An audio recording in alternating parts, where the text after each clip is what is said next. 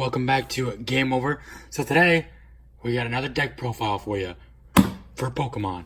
And this deck box used to be yellow, now it's just a tint of yellow. I don't really know what happened to it. It's been in my card bag for a couple months. Like, I've taken it out, but I put it back in, and I just took it out recently, and it was like white, and I'm like, don't know what the deal with that is. But yeah, so today, let me show you what we're going to be doing a deck profile.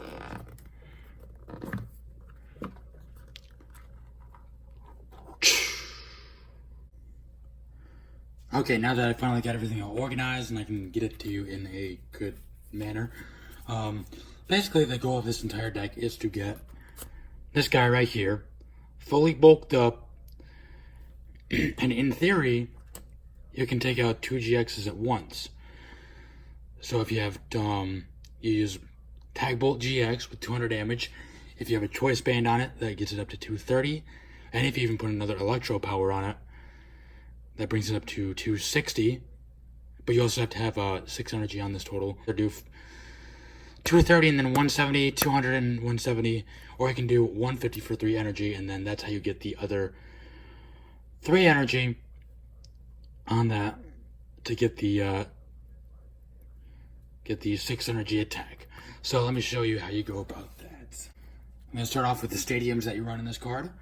Viridian Forest. So basically that just allows you to discard a card and search your deck for a energy. And then Thunder Mountain attacks of your electric Pokemon cost 1 electric energy less. So those are the only 2 stadiums I run in this, just a 1-in-1. Just because there's nothing, I really don't see a need to run any more than that. I mean, that one's a Prism Star, so you can only run 1. And this one, it's just it's like a good backup to have, and I've always managed to draw into it, so really 1 copy is all you need, at least how I feel when I play. So you got your stadiums there. Then we move on to our supporter cards. So naturally, we run 2 copies of Cynthia, just to get that draw support. If you have a really crappy hand, you just be like, ugh, throw it all away. Well, not throw it all away. Put it in your deck again. Get more cards. Hopefully that's better. If it's not, then you just got to wait till next turn, or if you get something else. And then run 2 copies of Alicia, just so that you can get those Prism Stars out, because this helps out a lot. And there's another, and then Prism Star Tapu Koko is also very good, and I'll get back to that once we get to him. Then 3 copies of Lily is just a good way to get more cards. Not throw them away, but you can just get more cards into your hand. If you only have 2 cards in your hand, be like, I need help. That's your help. Now, the card that I love the most as a supporter card in this deck is Volkner. And we run 3 copies of Volkner. Is just search your deck for an item card and an energy card and put them into your hand. So, yeah, that really helps out a lot when you're trying to bulk up PIKA-ROM. And then just for funsies, I run a Giovanni's Exile because why not? I might switch that out with something else. Still not 100% sure yet, though, what I will switch it out with. I might make a 2.0 version of this. But for now, this is what we got. And finally, the last supporter that we run in this is 3 copies of Guzma to get Pokemon, from your bench to your active, and get your opponent, it's a weaker Pokemon, in theory, from their bench up front, so that way, when you hit that Tag Bolt GX with PIKA-ROM, you're taking out 2, hopefully getting 4 prize cards in one swing. So yeah, and then also Zapdos also helps with that, but I'll also get back to that when we get to the Pokemon section of that. So that's it for supporter cards. Take a screenshot if you'd like. Alright, now we're going to get to the items and tool cards. So I run 2 copies of Escape Board.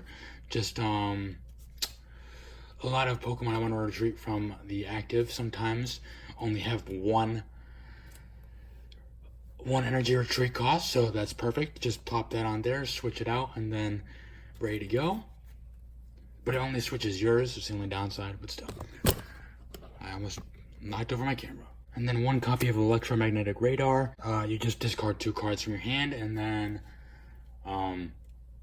search your deck for 2 in any combination of GX and EX Pokemon, but they have to be an electric type. And then, of course, naturally, any staple, since we're in a very GX heavy format with those tag teams, gonna want to run choice bands. Yeah, I mean, when I play in tournaments, sometimes people do run normal Pokemon, so it's harder to knock them out. But I'd say about 4 out of 5 times they're gonna be up against a GX heavy deck, and even if so, they still might try and use a GX on their as support. So yeah, it's just not a bad idea to have that in there. And then Escape Rope is just a different kind of Guzma. So Guzma is, you get to pick which one they choose, but with Escape Rope, Escape Rope, they get to choose which one they put from the bench to the active. And then the big boy of the deck that adds a lot of power to your electric Pokemon is 4 copies of Electro Power, because every time you use one, your electric Pokemon get 30 more damage. So there's been times where I've used, and you can use it as many times as you want because it's a tool card, and it does not say it can only be used once per turn. So, honestly, you could just, if you want to just YOLO, I don't really know why you would want to, but you could use all 4 in one turn. Like one time I've used to get a basic non-GX Pokemon up in damage. I used 2 of those in one turn to get it up 60 damage. So yeah, and then we got our basic searches, Ultra Ball, 3 copies because there's no need for 4. And then 2 copies of Nest Ball, even though I think I'm going to switch that to, this is going to be 3 Nest Ball, and that's going to be 2 Ultra Balls. And then we got our copies of Energy Switch. Energy Switch allows you to move an energy from any Pokemon anywhere. So yeah, if you want to have a Pokemon on your bench that you want to like bring up, and like let's say you have 5 out of 6 energy on that Zekrom, then you can just take an energy from one of your Pokemon and just put them on that. And then finally, our last item card is Switch. It just allows you to switch your bench with your active. So yeah, that's it for item cards. I'll let you take a screenshot of that right there. And we'll move on to the Pokemon aspect of this deck. Alright, so I feel like in any deck you should probably be running 1 copy of Marshadow. When you put them onto your bench, both players can shuffle their hand and draw 4 cards. So it's just a good one to, if you're like need help, they can help you out, and also screw over your opponent too. So that is always fun. And then why you'll want to use Alicia is because also this card is really, really good. If it's on your bench, you can choose 2 of your other bench Pokemon and attach 1 energy per Pokemon from the discard pile onto them. So you have like 6 electric energy in the discard pile. You had 2 on the bench. You do 1 here to another Pokemon, and the other one to one other Pokemon. I'm still not sure how I feel about this next card, but Absol just basically makes it so your opponent's retreat cost 1 more energy. So yeah, it's pretty straightforward. And then one of my favorite cards, a staple now, and is $25 per copy, Jirachi. At the time, I could only get a hold of a holo and a reverse holo, or like that's what I pulled.